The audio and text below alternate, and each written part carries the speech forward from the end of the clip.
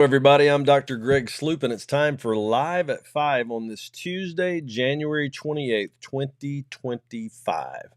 Hope you're having a great day. We are continuing our journey through the New Testament. We're up to day 20, and we are looking at Matthew chapter 20. It starts in verse 1 with the parable of the laborers. We're going to look through these passages, and we'll talk about each pericope or section of a chapter, and then we'll move on to the next. Matthew chapter 20, starting in verse 1, reads like this. For the kingdom of heaven is like a landowner who went out early in the morning to hire laborers for his vineyard.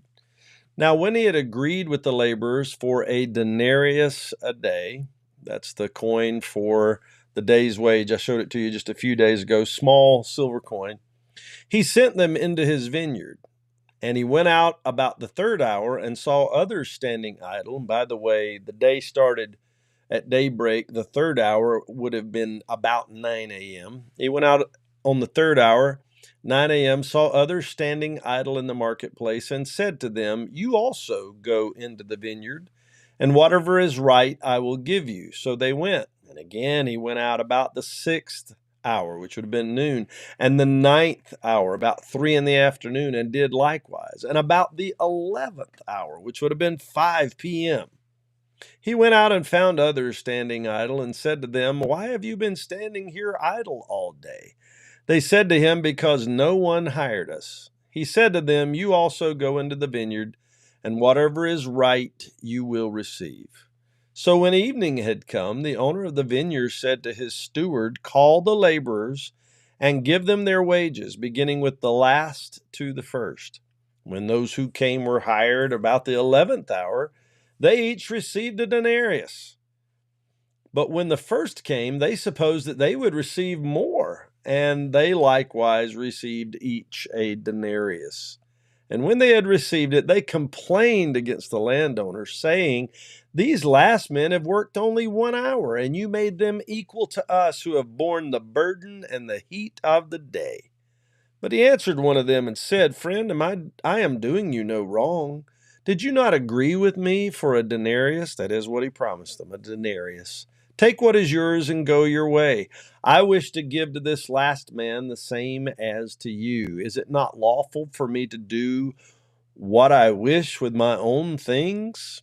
Or is your eye evil because I am good? So the last will be first, and the first last, for many are called, but few chosen. Let's talk about what this parable basically says. It's a lesson in submission and contentment in my mind. Jesus tells of the landowner. He had fields. They needed laborers. Might have been planting time. It might have been harvesting time. I'm not sure. But he went to the market and found day laborers looking for work. He found some in the morning, some at various different times during the day, even up until about 5 p.m. And he promised each of them the appropriate wage, which would have customarily been a denarius, a day's wage coin. I keep forgetting to bring these. Hang tight with me just a minute. I want to show you this denarius very quickly. Don't go anywhere. Yeah, I don't know why I forgot to get it again. Anyway, we're back. He gave them the denarius, or the day's wage coin. It has a picture of one of the Caesars on the front, and on the back it has a woman with a walking stick, maybe carrying a water jug. That is the denarius coin. That is the day's wage, just a small silver coin. It's about the size of an American dime. And that's what they got for a day's wage. There we go. At the end of the day at 6, he called all the laborers together, began to pay them, beginning with the last ones, and he gave them a denarius, just like that, a denarius. But then God paid each of them a denarius, including those who worked all day in the hot sun. Well, they were upset. They complained. The pay's not fair. He said, Did I pay you what I promised? Well, they could not deny the truth. He did. And he had the right to pay whatever he pleased. Jesus then uttered the famous phrase, The last will be first, and the first last, for many are called, but few are chosen. This is a parable that discusses grace as well, not only submission and contentment, but grace. The last workers hired received the same reward as the first, And they were paid first because of the grace of the landowner. The first workers got what they deserved, yes, but would not rejoice with the latecomers in the grace they received. If the first workers were the disciples and the new Christians were the latter, then the disciples must rejoice with the new. If the first workers were the Jews and the Gentiles were the latter ones, the Jews would not rejoice with the Gentiles. They missed it. They missed the truth of what was happening. Don't claim seniority because you were first. Rejoice with the last to be saved as well. We're all going to go to heaven if we're saved. If you got saved 5 minutes ago, or you got saved 5 years ago, or you got saved 5 decades ago, rejoice with those who are going to heaven, because it is a blessing that all should be happy to receive. Then the next section talks about instructions about Jesus' death that he shared with them. Verse 17, now Jesus, going up to Jerusalem, took the 12 disciples aside on the road and said to them, behold, we are going up to Jerusalem, and the Son of Man will be betrayed to the chief priests and to the scribes, and they will condemn him to death and deliver him to the Gentiles to mock and to scourge and to crucify, and the third day he will rise again.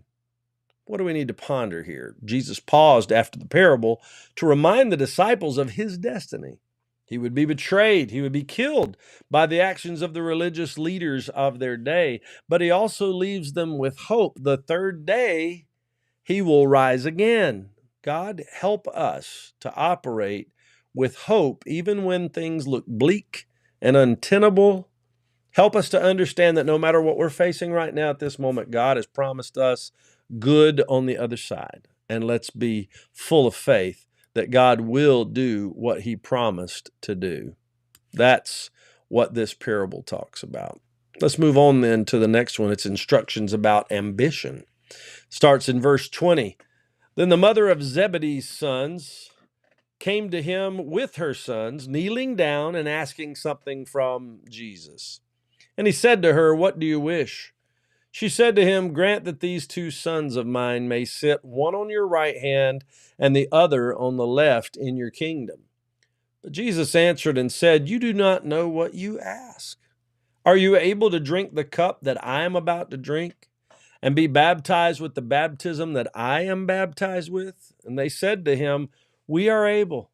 So he said to them, you will indeed drink my cup and be baptized with the baptism that I am baptized with. But to sit on my right hand and on my left is not mine to give, but it is for those for whom it is prepared by my Father. And when the 10 other disciples heard it, they were greatly displeased with the 2 brothers. But Jesus called them to himself and said, you know that the rulers of the Gentiles lord it over them, and those who are great exercise authority over them. Yet it shall not be so among you. But whoever desires to become great among you, let him be your servant. And whoever desires to be first among you, let him be your slave. Just as the Son of Man did not come to be served, but to serve, and to give his life a ransom for many. Points to ponder here. Zebedee's wife, the mother of James and John, requested that Jesus allow her boys to sit at his right and at his left in his kingdom. She hoped for a position of prominence for her boys. Jesus asked them if they were ready to suffer what he would suffer. They said yes. However, they did not know how bad it would get. Jesus told them they would drink of the same cup he did, but that it was not proper for him to place them in the positions of prominence that they requested. The other disciples, like most of us would, got offended at the very request they made to be elevated above the rest. And Jesus reminded them that all unrighteous rulers lord their authority over their subjects, but that the kingdom of heaven was meant to be full of servants, not full of masters. Jesus summed up the thought by encouraging those with aspirations to first be servants, just like Jesus. The next section, the blind men recognize the king. Verse 29, How can they recognize the king? They know. They just knew. Now, as they went out of Jericho, verse 29, a great multitude followed him, and behold, two blind men sitting by the road, when they heard that Jesus was passing by, cried out, saying, Have mercy on us, O Lord, Son of David. Then the multitude warned them that they should be quiet, but they cried out all the more, saying, Have mercy on us, O Lord, Son of David. So Jesus stood still and called them and said, What do you want me to do for you? They said to him, Lord, that our eyes may be opened. So Jesus had compassion and touched their eyes, and immediately their eyes received sight, and they followed him. What do we need to ponder here? They came out of Jericho, followed by a multitude, which was not unusual. Two blind men sat by the road, begging Jesus for mercy, for they heard that he was passing by. And although the crowd rebuked them, they kept crying out. They were indomitable. Jesus called for them then and asked what they wanted from him. They asked to receive their sight. Jesus had compassion on them, touched their eyes, and all of a sudden they could see. And the story ends with the simple phrase, and they followed him. Jesus made a difference in so many lives. He can make a difference for you today as well. All you have to do is believe. And that's the word for today. Thankful to you for being here. It's always a blessing to have you with us. Good to see Richard Britt and Sharon Noblet, Jeffrey, Kathleen Powlis, Vivian Thompson. So many of you that are on with us every day. We appreciate it so very much. Those of you, I can't see your names. I see the number up here. There's at least 11 of you right now.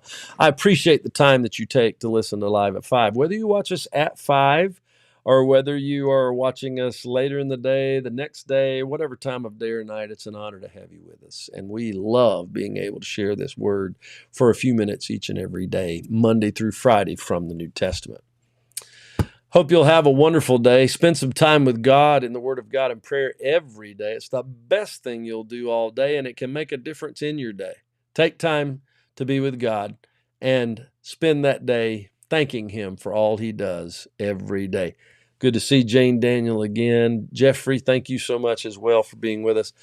I look forward to seeing each of you tomorrow.